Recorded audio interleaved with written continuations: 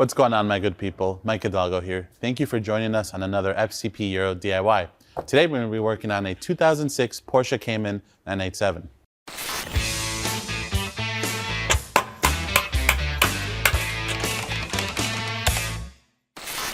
Today on the 987 behind me, we're going to be covering a couple things. In front of us we have a water pump kit, which includes the new water pump, the gasket, the bolts, as well as a gallon of genuine Porsche coolant.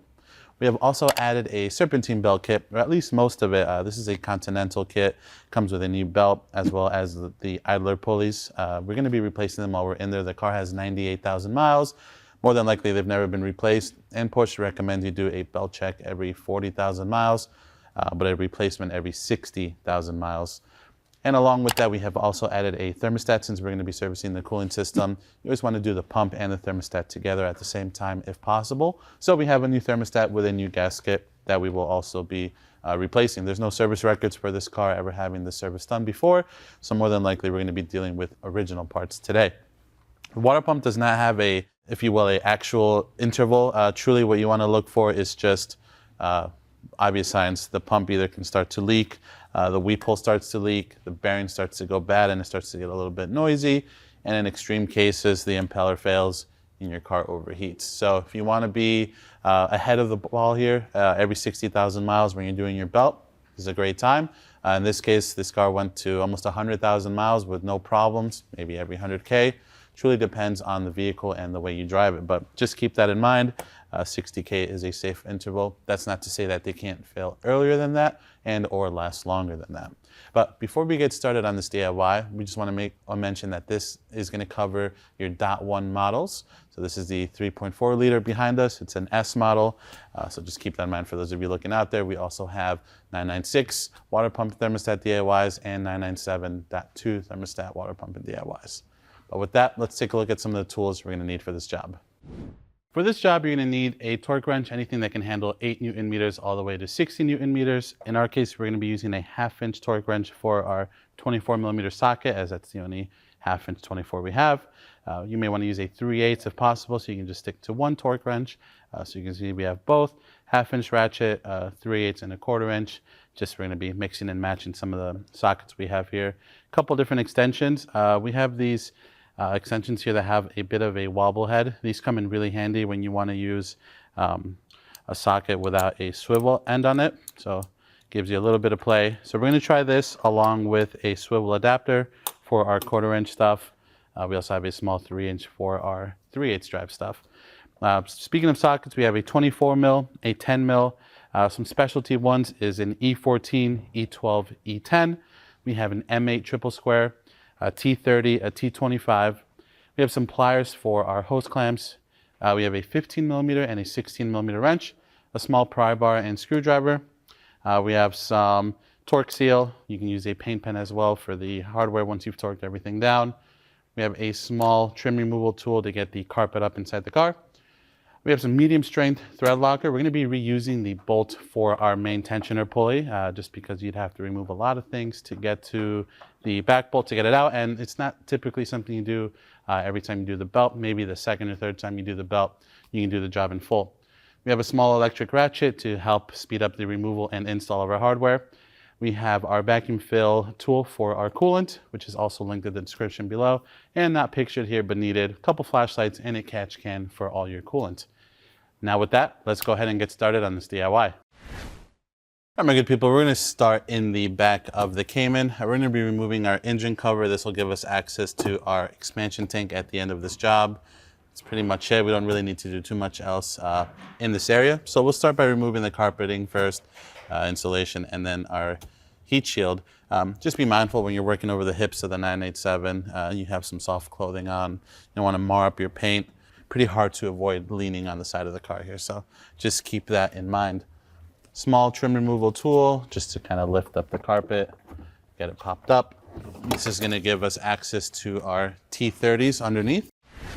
With the insulation / carpeting off, we have access to the 5 T30s that hold this engine cover down. 3 up top, 2 down at the bottom.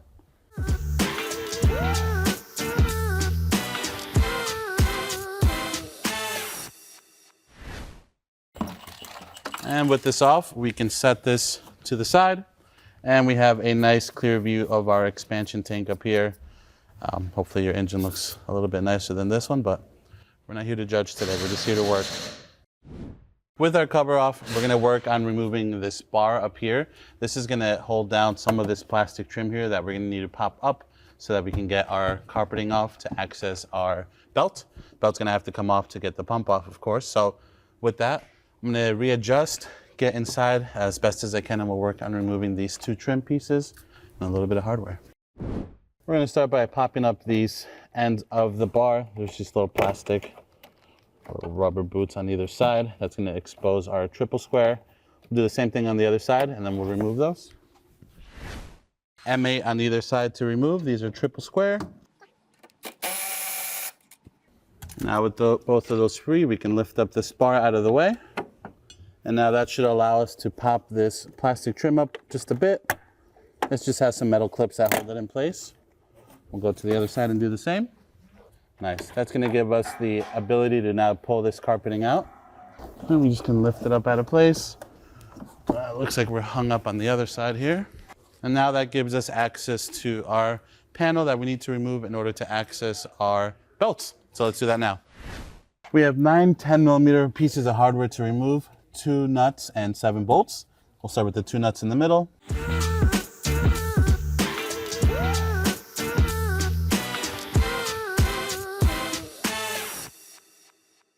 All right, now we can go ahead and remove this panel. Sometimes they're a little bit stuck on, especially if they haven't been off ever or in a while. And now that we have our panel off, we have a great view of the belt. Here's our alternator, AC compressor, power steering pump, crank pulley, all that good stuff. We have this roller right here, or idler. We have this one right here with a ton of rust on it. And we have the main one at the tensioner one as well. We're gonna be replacing all 3 of those along with the belt. Make a note of the way the belt on goes first, of course, before you start taking everything apart. At the very top here, down below, if you will, you can see some of the hardware for the water pump, which we'll get to in a little bit. But for now, we're gonna grab our 24mm socket and work that top tensioner loose so we can get this belt off.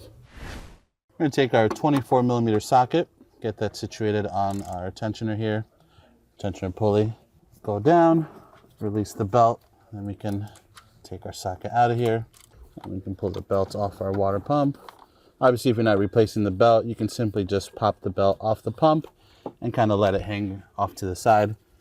We're gonna be replacing the whole thing, so we're gonna go ahead and just pull it off completely. All right, while we have you here, my good people, we're gonna go ahead and replace these 3 pulleys at the same time, these idlers. So each one's a little bit different, so you want to pay attention to how they come out. This one has a really long bolt, so we're gonna have to loosen the secondary alternator bolt as well so we can pivot the alternator up and get that one out. So since that one's pretty annoying, let's start with that one first. All right, so we have our first E14 up here. We're gonna go ahead and break that free. We have our E14 bit on our ratchet. You're gonna wanna pay attention to the washers and spacers that these idlers have. They're all a little bit different, and the new ones also include them. We're gonna go ahead and break this lower one free as well. That's gonna allow us to pivot the alternator up and get that long bolt out. If you watch some other videos, a lot of people are bending this metal here, and that's not really ideal. You want this plate to seal properly back later, so let's not do that. Another E14 down below. I'm just using a small extension on this one to give me some better leverage. All right, with both bolts broken loose, we're gonna start backing up this top E14 a bit with the electric ratchet, so we run out of room. I'm just gonna back it up by hand the rest of the way. And at this point, you can see it does not come.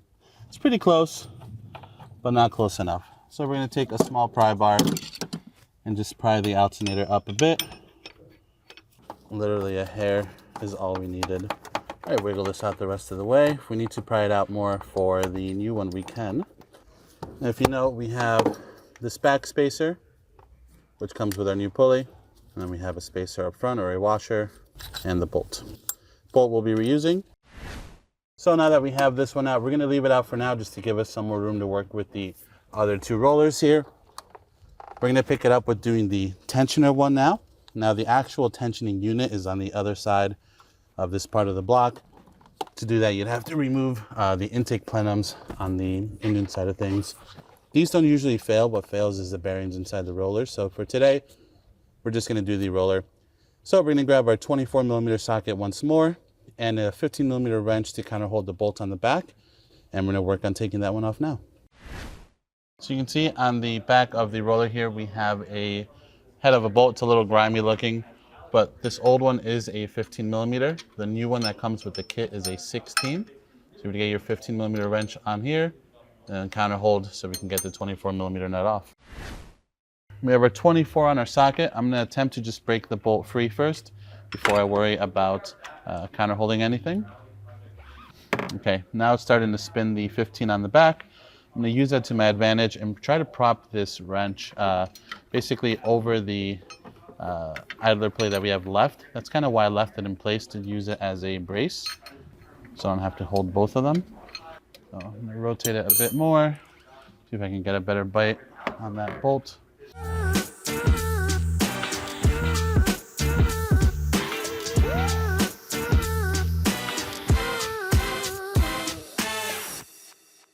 Small washer on the back of this pulley. So we have the 24mm locking bolt, if you will. There's a washer behind that. And on the back side, we have one of these. So we want to make sure we assemble our new one the exact same way. Now, the only downside to doing this is that the 15mm bolt back here does not come out. Obviously, the tensioner would have to be undone on the other side. But most people reuse these. Most people on the forums talk about this bolt, and it gets reused. So what we're going to do is just clean up the threads a little bit, and we'll apply some medium strength Loctite to it, and we'll be fine to reuse it. So with that, we're going to clean this up for one moment. We'll get our new idler in hand, and we'll pick it back up in just a moment. All right, we have our new pulley. We have our spacer in the back. This comes like this from the kit already with the bolt on it and the washer. So it's pretty easy to get these right and not mix them up. We have some medium strength on our bolt. And we're just gonna really try to get this started by hand without losing our wrench that's counter holding in the back, and we're gonna lose it. This is probably the most annoying part of this whole job, is gonna be dealing with this tensioner.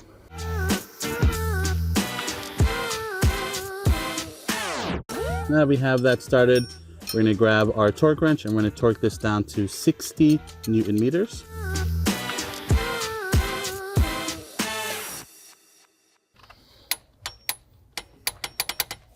There we go. We'll go ahead and hit this as done. Now we're gonna move on to the one right next to it, which is an E12. So we'll grab our ratchet and get that one off next. Now we're gonna work on removing the last roller here that's just held in by an E12 versus the E14 that we found on the top one. Make sure you get your socket in all the way.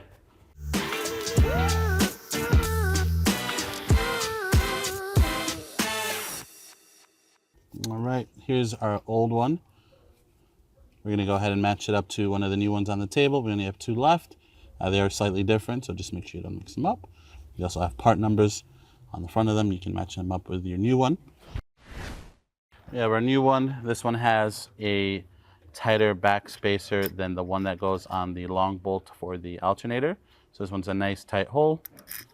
And if we look at our old one and our last one left for the alternator bolt, this one has a wide opening on the back of the spacer. So pretty hard to mix up. They're just slightly different in size, but otherwise pretty straightforward. We're gonna get this one started in by hand again. And this E12 gets torqued down to 23 Newton meters.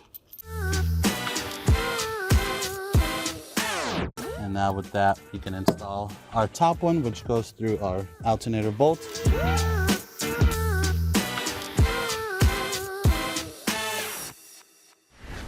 Right now, we're just trying to work the alternator back into place. There's a small channel that the bolt goes through on the block, and you can seat that bolt with it already going through the alternator. But right now what happens is the bushing on the back of the alternator that pulls through to tighten everything down, obviously does not go back out. So it makes it really annoying to try to get this bolt in if you remove the alternator like we have, to avoid bending the metal, which right now bending the metal sounding pretty good. So what we're gonna do here is we're gonna start our bolts, get it threaded in as far as we can, giving us a little bit of play. We're gonna take a hammer and we're just gonna whack this a few times to get that bushing to go back.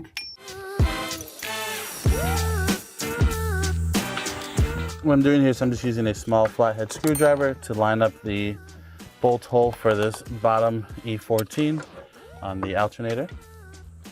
It looks like we still have to come a little bit more to the passenger side.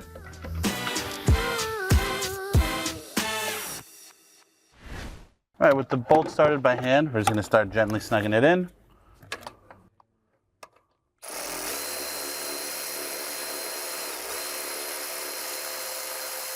Not going to tighten it just yet. We're going to make sure our upper bolt is seated fully in its groove up here. Now we're going to go ahead and tighten the bottom alternator bolt down to 46 Newton meters. There's that one. And now we can do the top one. Wonderful. So now that we have our idlers and tensioners situated, before we start removing the 10mm bolts up top of the pump, we're going to go ahead and hop over to the engine bay side of things, remove the cap from our expansion tank, and then get to draining some coolant. All right, up here, we're gonna use this to vacuum fill from later, but opening up the cap will also allow the coolant to flow out a little bit better. So with that, we'll leave this cap off to the side, and now we're gonna climb underneath the Cayman, disconnect some hoses, and drain some coolant. All right, my good people, underneath the car, we have a plastic shield to remove in order to get access to the bottom of the thermostat and the water pump. It's held in by 3 10mm nuts along the front side and then a couple T25s. So we'll get the 3 10s out first. We have one in the middle here.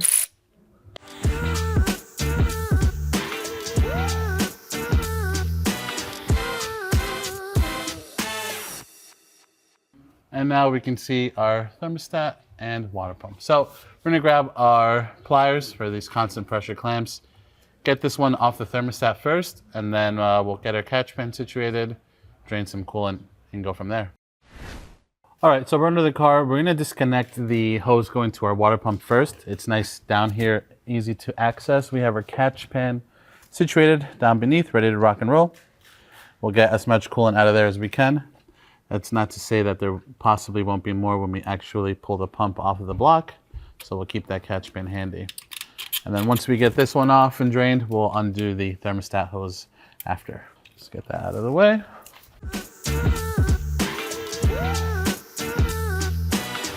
Then we have another clamp up here, just like the one we just undid for the water pump. This one's going to our thermostat, slightly bigger hose.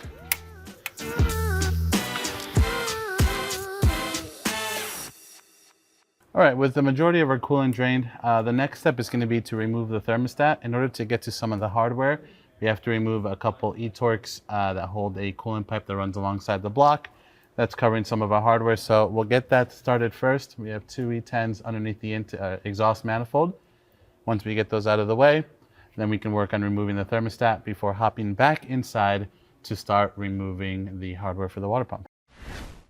All right, now we're going to take the 2 E10s off for this coolant pipe. You can opt to disconnect it from the soft line here. We're going to see what happens without it. If we need to disconnect it, we will, but I'd rather not disturb it if I don't need to. A 1/4-inch ratchet would fit much nicer here with the E10 bit. We're using the 3/8 drive. It fits just enough in between the exhaust manifold here. You'll notice that there's 2 lines running through here, both held on by these E10s, one on the top, one on the bottom. This will allow us to move and manipulate both of them a little bit to get better access to the thermostat hardware. I just want to break this free a little bit more, and then we should be able to get it out by hand. With this freed up, now we can work on removing the 4 10mm bolts that hold on our thermostat. So let's reposition and get ready for that. We're going to start with the 2 bottom 10 mils. I'm just using a long extension with this wobble head, mainly just to give you all good people a better view for these bottom 2. These are fairly accessible. Again, these are 2 10mm bolts at the bottom. We have 2 more up top. This is to release the thermostat. This hardware is reusable. They're not torque to yield bolts. Our water pump kit does include new hardware for the water pump.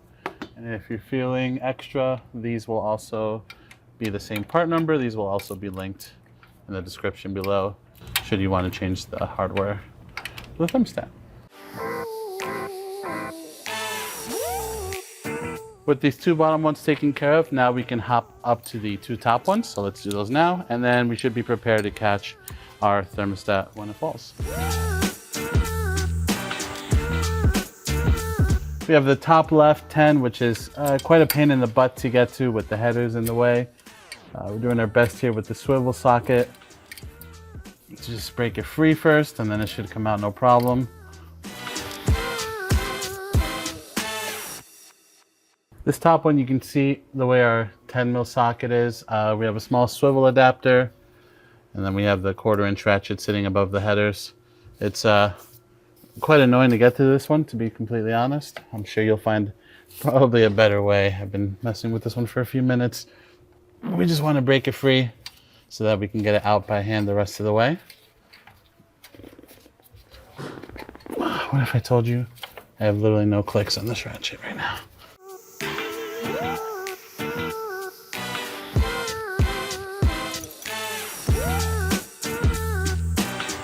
Right, thermostat's gonna come out. We got our socket. This is what this looks like. Just a long extension with a small swivel at the end, and our medium length 10mm socket.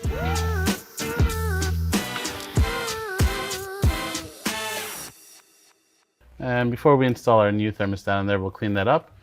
But for now, let's hop up top. We're gonna undo the top hardware on our water pump, and then we'll come down beneath and catch the pump with the last few 10 mils off. We're gonna get as many of these 10 mils out from up top with the electric ratchet just to speed things up. And then we'll probably have to switch over to the 1/4" ratchet after that. We have one more down there that we're gonna have to switch over to the 1/4" ratchet for by the crank pulley.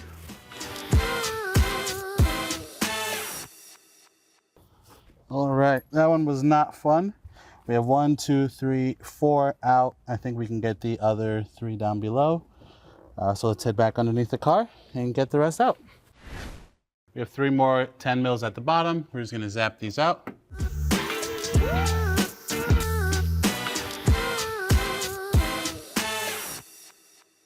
We have our old pump out, my good people. This one has a plastic impeller or composite impeller. We're gonna go ahead and just clean up the mating surfaces really gently. There's really nothing left behind to use a metal gasket. We're just gonna clean them up with a very light Scotch-Brite, just using the same coolant to lubricate. We'll clean that up as well. We'll clean up the mating surface on the thermostat, and then we'll pick it back up in just a moment with installing our new water pump. All right, my good people, we have our new water pump ready to rock and roll. The new pump, just like the old one, has dowels on either end. The dowels are great because it lines up the pump to the block, and it also helps hold your new metal water pump gasket in place. If you remember correctly, there's 2 longer bolts that come out of the hardware for this water pump. The 2 longer ones go on either end where you have a dowel. So that's going to be sitting like this against the block. So you have one dowel over here. This one gets one of the long bolts. And you have another dowel over here. This gets one of the longer bolts. The other ones are shorter. So with that, we're gonna go ahead and feed this up against the block gently, making sure we don't bend or crease our gasket in any weird way. And we'll get a couple of these bolts started by hand. They all get torqued down to 10 Newton meters. So we'll start with what we can down here and then hop back up top and button the rest of the pump up. And if we're feeling adventurous, maybe we'll throw the thermostat in now while we're down here. We'll see, we'll see. Let's just get to it.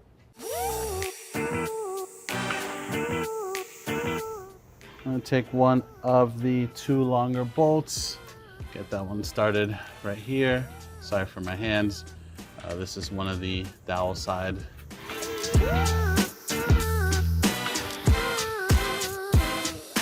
All right, with that one in place, we can get a few more started. We're gonna switch over to the shorter bolts.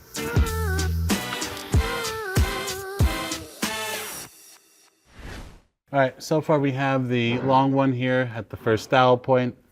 We have 2 shorties here around the neck.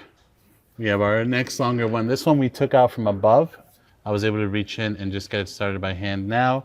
I might try to get it with a couple more Get a couple more turns on it with the ratchet. If we can squeeze our 1/4 inch in here. If not, we can just be patient and wait till we get back up top. But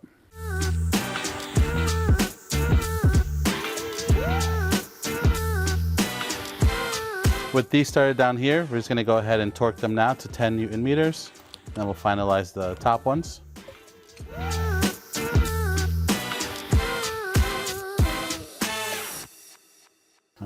I'm not sure we're gonna be able to get our torque wrench in on that bottom right one, the one with the dowel. It's 10 Newton meters. It's not a whole lot. Really, we're just snugging down the metal gasket.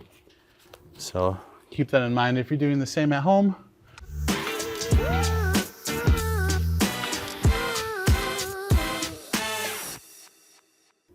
All right. With that one snug up, we have a couple left up top. So let's get back inside the car, finalize the top of the water pump bolts, and then we may as well throw on our belt while we're up there as well. So let's get to it. So we have 2 bolts left up here that we're just gonna snug up by hand and give the final torque down to 10 Newton meters. And then if you have it, you can use a paint pen or torque seal if you wanna really do it up. We have some torque seal lying around here in the shop from the race cars, so I like to use it whenever possible. All right, those 2 are buttoned down by hand. Now we're gonna go ahead and torque them down to 10 Newton meters.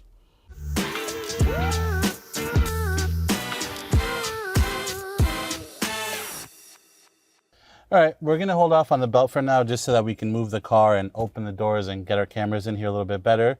And arguably, I don't fit in between the lift and the car and the door.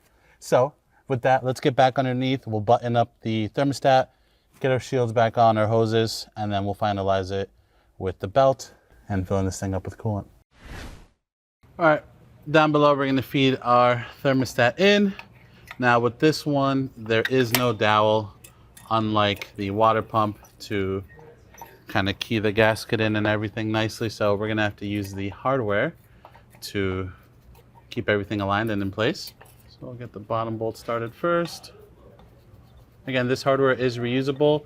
The thermostat gets the shortest bolts. So you have, 4 shorties, then you have another 7 in-betweeners, and then you have the 2 longest ones for the dowels on your water pump. So if you're wondering what goes where, just remember the shortest ones are for the thermostat, the medium ones are for the water pump, with the exception of the 2 doweled holes. Those take the longest bolts.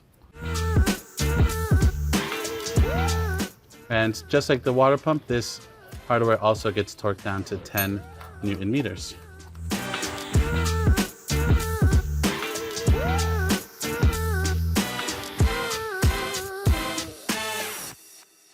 We can't really get a proper torque wrench in here with the tools that we have. So we're gonna leave it at that, nice and snug. Now we'll go ahead and do the bottom one. That one we can get a torque wrench on, and then we'll do the opposite sides.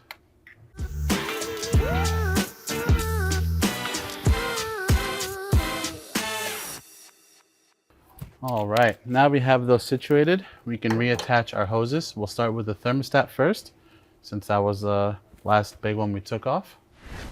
There are little stops built into the thermostat here on the body that show you where the hose should be bottoming out. That way you're not guessing if you're too far in or too far out. They make it nice and easy. All right, now we have our water pump hose. Same thing, stop on either side. That shows where that should be. Usually that lines up with some notches on the hoses. You can see one right here.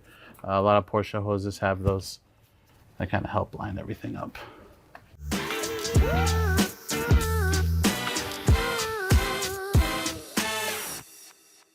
All right, and now we can install our 2 E10s and secure the 2 coolant lines here on the side. All right, we're gonna get our 2 E10 bolts started by hand. Make sure we can get the other one in first before we go too crazy. All right, these we're just gonna snug up very gently, but same idea. If you're gonna torque them down, no more than 10 Newton meters. They're just holding 2 little plastic coolant lines in place, and they're going into the black small fine thread. So 10 Newton meters is your max.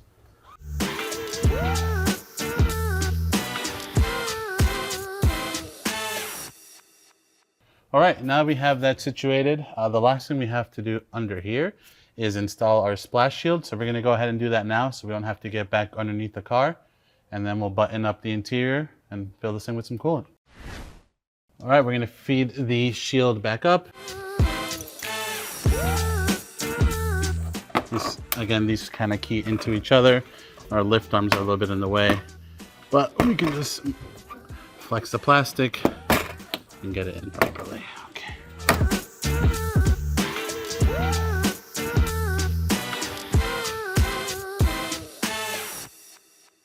Alrighty, with that is going to button up everything we need to do underneath the car. Now we're going to head back up top, get a little bit more comfy. We'll get our belt on, button up the interior, and then we'll fill this puppy with some coolant. All right, now we're going to have the fun task of feeding our new belt in, while also looking like we're not falling into the car here. Feeding the belt under the water pump.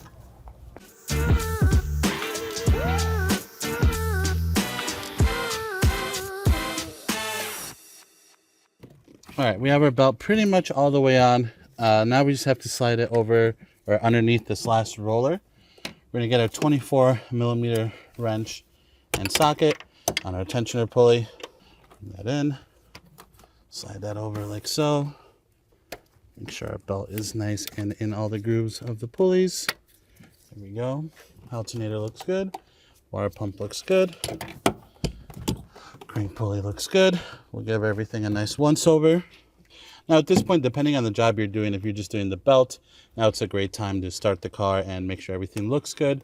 In this case, because we're doing the cooling system, we're gonna go ahead and put the cover back on and fill the car with coolant so we can start it. These are pretty typically straightforward. I don't see any issues happening here, but never a terrible idea if you want to double check your work. So with that, we're gonna grab our heat shield and get that one started. We're going to feed our shield back on, just like so. We'll get all our hardware started by hand first. We're just going to snug these up using the electric ratchet. For those of you that want to torque them down, the torque spec for these is 9.8 Newton meters, so not a whole lot. We have definitely more than enough juice in this little M12 ratchet to do that.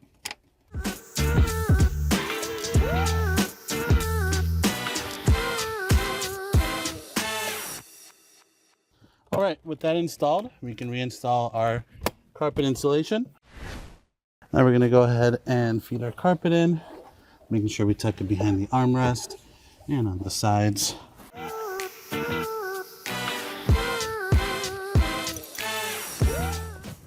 All right, now we can pop our top trim piece back in. And now we can install our bar that goes across the top. That's the one that's held in by 2 triple squares.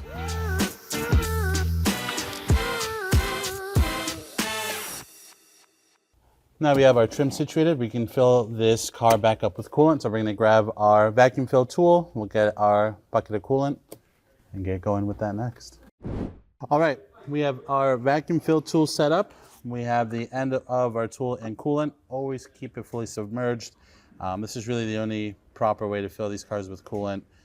You can try using the bleeder valve on the expansion tank. I personally haven't had any luck doing so, so I just stick to using the vacuum fill tool. We're going to pull suction until our gauge reaches about 25. I like to use a small towel on the end of here in case any coolant comes up still and starts aerating out of the breather here. We have our valve closed, of course. So for now, we're just going to pull the vacuum.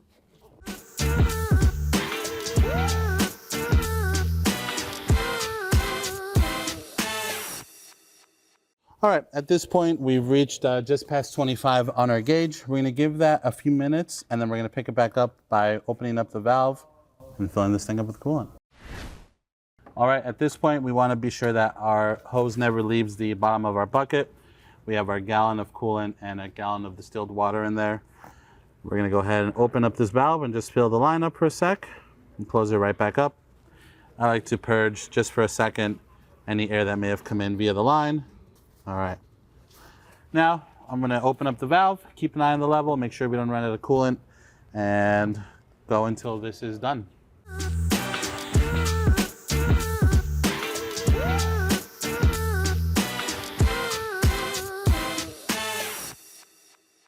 At this point, she is done drinking coolant. We had to add another gallon of distilled and coolant. So that was a total of 4 gallons of coolant, and it took about 3.6, 3.7 gallons in total. But for now, we're gonna go ahead and remove our tool, get our engine shield back on and our insulation, and wrap up this DIY. I'm gonna put our tank cap back on, make sure it's nice and snug. And we can put our engine shield back over. We have 5 T30s that hold this in place. We're gonna get them started by hand first. Then we're just gonna snug them down using the T30 on our electric ratchet.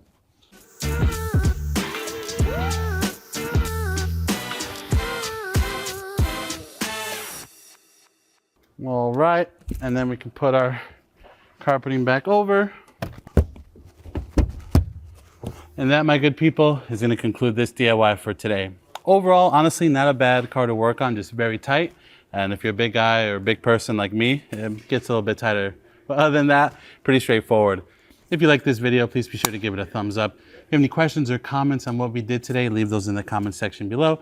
And if you like this video and you want to see more like them, please consider subscribing. We make new ones all the time. As always, thank you so much for watching. We'll catch you in the next one.